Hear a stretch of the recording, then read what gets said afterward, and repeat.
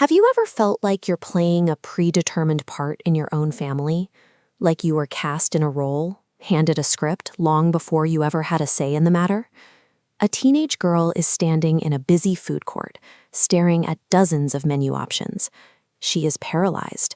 She cannot make a simple choice about what to eat for lunch. She is stuck because her life has been built around adapting to what other people wanted. She spent so long mirroring the desires of others, she has no practice identifying her own. To the outside world, she looks indecisive, but this paralysis shows how deep the script goes.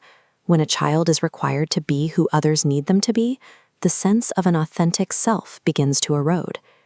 We tend to label the rebel, the peacemaker, or the perfect child as innate personality types. In a dysfunctional home, they are actually deeply ingrained, unconscious survival strategies. They emerge in a pathogenic fan-like system, an environment that is unsafe or misaligned for a child's development. In these systems, the children are pulled out of their own natural orbit. These roles aren't created for the child's benefit. Instead, the children are drafted into service to help the parents feel okay, absorbing the unresolved emotional needs of the adults around them. The engine of this system is projection. Children are forced to absorb and carry the weight of their parents' internal trauma or personality disorders. The scapegoat is often a natural truth teller. Because they point out that the system is broken, they are punished by being forced to carry the family's collective shame. The shapeshifter becomes an emotional chameleon, sacrificing their identity to keep everyone else happy. Meanwhile, the invisible child learns that the only way to stay safe is to fade into the background. And the neurodivergent child, with a unique way of processing the world, is often misunderstood, getting lost in the shuffle of a family that cannot accommodate their needs. Every single one of these roles is a specialized functional tool. It is the psyche doing the absolute best it can to handle a difficult hand. It is easy to look at the golden child and assume they won the family lottery. They get the praise, the rewards, and the clear favoritism. But the golden child is burdened with the family's projected hopes. The love they receive is conditional, given only as a reward for their performance and compliance. Deep down, they often feel a secret sense of unworthiness. They know the praise is for the role they play, not for who they actually are. This creates an internal friction. Many golden children begin to self-sabotage, creating chaos in their adult lives to make their outside world finally match that inner feeling of being a bad person.